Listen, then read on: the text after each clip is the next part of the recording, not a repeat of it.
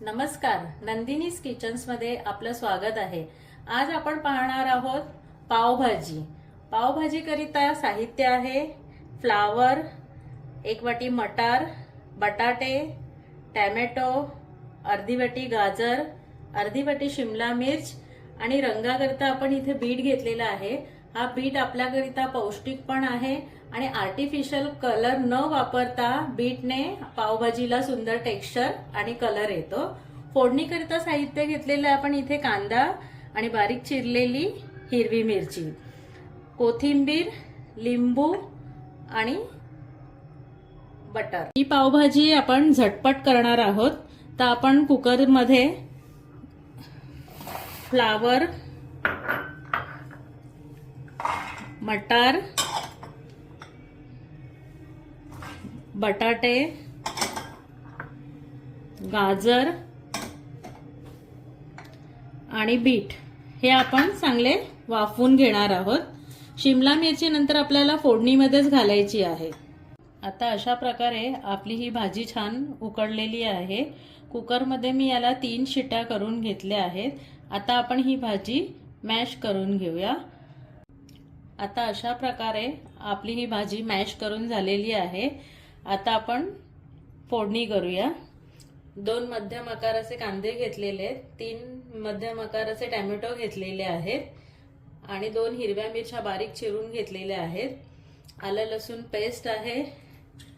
फोडणी करिता बटर घेतलेला आहे। हा पावभाजी मसाला आहे। हा घरचा तिखट मसाला आहे। थोडी हळद आणि शिमला मिरची। आता आपण बटर टाकणार आहोत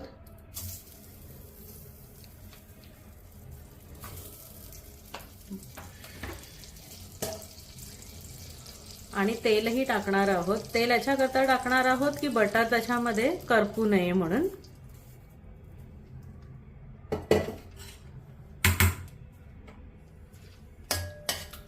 बटर छान विरघळून द्यायचं आहे।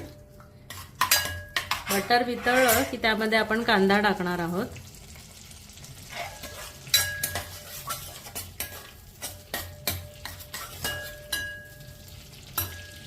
आणि कांदा आपल्याला पूर्ण गुलाबी रंगापर्यंत परतून घ्यायचा नाहीये, थोडासा कच्चाच ठेवायचा आहे। कांदा आपला थोडा छान परतून झालेला आहे। त्याच्यामध्ये मी चवीपुरतं थोडंसं मीठ टाकणार आहे।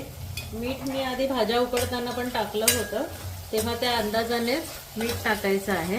त्याच्यामध्ये टाकणार आहोत ही बारीक चिरलेली हिरवी मिरची।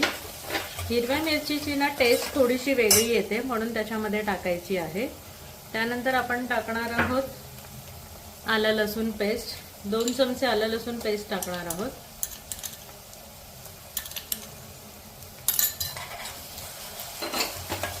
आता याच्यामध्ये आपण टोमॅटो टाकून घेणार आहोत। टोमॅटो छान परतून झाला आहे। आता आपण याच्यामध्ये मसाले ऍड करूया। हळद,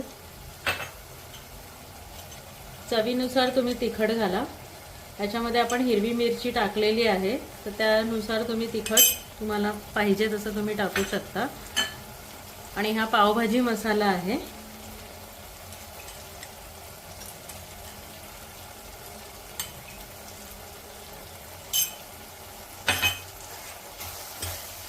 मसाले चांगले परतून झाले की त्यामध्ये आपण शिमला मिरची टाकणार आहोत। शिमला मिरची 2 ते 3 मिनिटं शिजल्यानंतर आपल्याला मॅश केलेली पावभाजी याच्यामध्ये टाकायची आहे। त्याच्यात आपण आता शिमला मिरची टाकणार आहोत।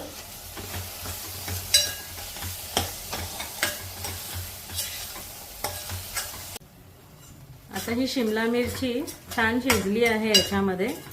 आता आपण याच्यामध्ये भाजी मिक्स करूया।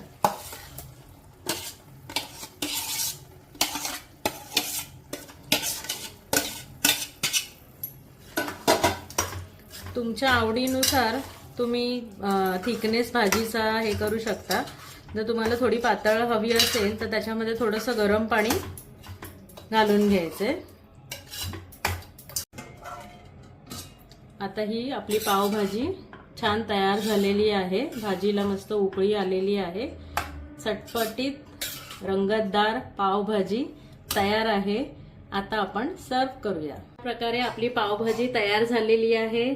झटपट, चटपटीत आणि झणझणीत पावभाजी तयार आहे. तुम्ही पण घरी ट्राय करा आणि माझ्या चॅनलला लाईक करा, शेअर करा आणि सबस्क्राईब करा. थँक्यू.